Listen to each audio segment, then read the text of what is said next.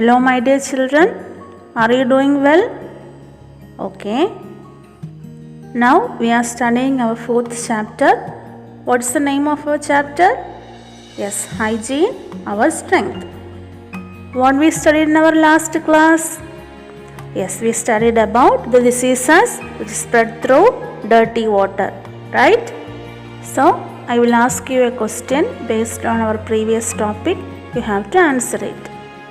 Question: name the diseases which spread through water. What is the answer? Say, children. Yes, very good. Dysentery, diarrhea, jaundice, cholera and typhoid. Okay, you all know the topic well. Shall we move on to our today's section? In our last class, we discussed about the diseases which spread through dirty water. So, dysentery is one of the serious disease which spread by drinking dirty water. And we know that water is one of the most essential thing that we need to sustain our life. So, if the disease like dysentery is caused, water content of the body is lost to a large extent. In order to bring back the lost water to the body, we use a method that is called rehydration therapy. Once more, what is the method called? Yes, rehydration therapy. This rehydration therapy should be carried out in 4 ways. Which are they? By drinking salted rice water, by drinking lime juice with salt and sugar, by drinking salted buttermilk, it is also called as sambaram, and by drinking tender coconut water.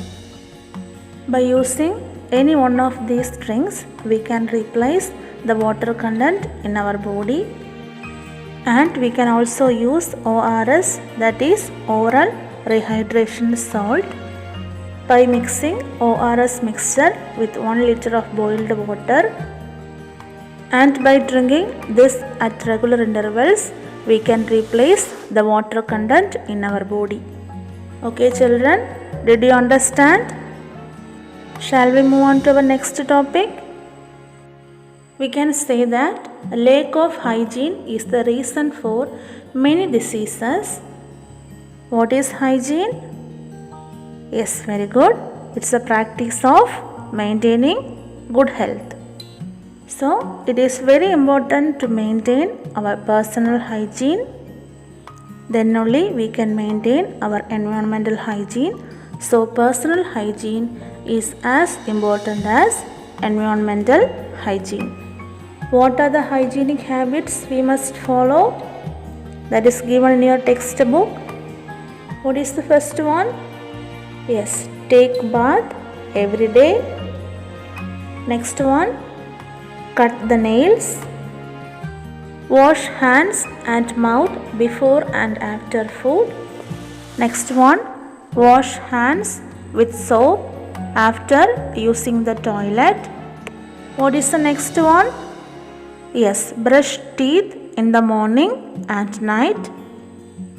And the last one, wear clean dress. If we follow these habits, we can maintain our personal hygiene, and by maintaining our personal hygiene, we can also maintain our environmental hygiene. Okay, children, did you understand? I hope you understand our today's topic well. It's time for winding up today's section. Thank you.